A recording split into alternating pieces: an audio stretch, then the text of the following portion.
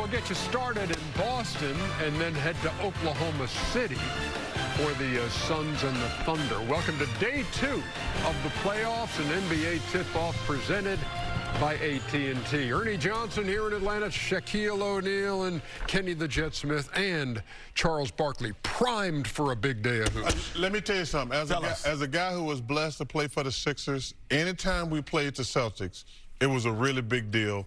I cannot wait for this series to start. But y'all were terrible when y'all played. No, we weren't terrible. We were not terrible. You were what? Terrible. Terrible. There you go. We had an early one. You were terrible. Yeah. Oh, no, you had that Dr. Dave. Did you win? No, we were terrible. We won sometimes. We win all the time. You sound like a 3-year-old. We won sometimes, Daddy. No, but it was always intense. Yeah. It was always intense. And you think the same in this time around, too? I do not think that. There will not be intensity in this playoff series? There's going to be an ass-kicking coming. That's what's going to happen. All right. Quick and fast. Way to build it up. It wasn't expected to be a number 2 seed in the East kind of season in Boston, but Jaylen Brown had a career year, and Jayson Tatum has come back from an Achilles tear. And now in the eyes of many, the Celtics are the favorites to come out of the East. The first round brings the Sixers, who opened the season with a win in Boston, and now hope to start the playoffs the same way. George Sedano is going to be working the sidelines in Game 1. We check in with him now. George? Hey, EJ. Good to have you guys aboard, and thank you for having me on the show today. So let's talk about what I discussed earlier today, if that's okay with you, with Joe Mazzulla. We talked specifically about Jayson Tatum, and I asked him, are there any markers that he needs to hit, you know, now that the postseason is here? Because there's a different level of intensity, as we all know, when it comes to the postseason. And he said, absolutely. Look, during the regular season, we wanted to see a couple of different things. We wanted to make sure that he played heavy minutes at some point, that he played about 40 minutes, and he did that a couple of different times, played 39, 40 minutes in a couple of different games. He also wanted to see if he could play a whole 12-minute stretch in a quarter, and he was able to do that. So they feel confident in where he's at right now from a conditioning standpoint, and they feel the shot will come around. He's not a 41% shooter. They expect him to be even better this postseason. Hey, on the Philadelphia side, any word? I know Joel Embiid's dealing with the appendicitis, and is there any indication from Nick Nurse on when we might see him, if we are going to see him in the first round? Unfortunately, EJ, it doesn't look like we'll see him anytime soon because he's still dealing with the recovery from that surgery. And when we asked him about a potential return during this series, he said they're not ruling it out. But again, this is something that's still kind of touch and go. He hasn't even started basketball activity, Ernie. George Sedano, thanks for the information. We appreciate it. We look forward to Game 1 of this series. And Kenny, if you stick your big old head in my shot, I dropped my pen, there's going to be trouble. My pen, there's going to be trouble. Let's move on, shall we? You know, you don't find that amusing, Chuck? I do. I mean, but his head's always been big. It's just normally in his own shot. It's normally in a single shot. I thought it was an eclipse for a second. Some of us have big heads, and some of us big-headed. Hey, you know what? I'm impressed by the Boston Celtics' consistency in a season in which Jayson Tatum did not play until late in the year. Look at this. Okay, second in the East, second offensive rating, fourth in defensive rating, all same as last year, just a little bit slower pace, and then Jayson Tatum only playing in 16 games. Why were the Celtics able to do this in what was supposed to be an off year? Because they had another guy, because of circumstances, he was placed as number 2, but we forget that he was the finals MVP, and, you know, he played well. But I want to talk about the Boston culture. I remember watching the last game of the regular season. Everybody played hard. Everybody played like, you know, they had something to prove. And I think that, you know, that tells a lot about this franchise. But this guy right here, who was the finals MVP, can be a #1 option. But like I said, because of circumstances, he was the number 2 option, and he did well with it. But nobody expected him to be there. They're playing well. The culture of Boston has everybody on that team playing at a high level, high intensity. And this is why they're in the second seat. So here's what we know about the Celtics, if you haven't been watching them much. Love to shoot the 3 ball. They rebound well. They don't turn the ball over. And they defend. You kind of like all those things going into a playoff series, Kenny. 100%. You know, you talked about Jaylen Brown. We always knew he was a shot maker, but then we weren't sure if he was a playmaker, making plays for other people.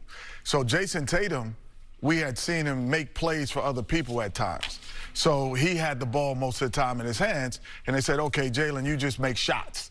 So now, when he got the role as the playmaker and shot maker, he actually flourished more. So that made him into what he is today. And, you know, he is first-team All-NBA guy.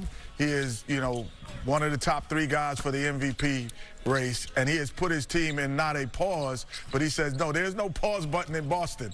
There is a button that just says go, and we are trying to win it. And maybe management, if they don't win, have made a slight mistake in saying we should get rid of all of these pieces because we were going to kind of rebuild, and he said no way.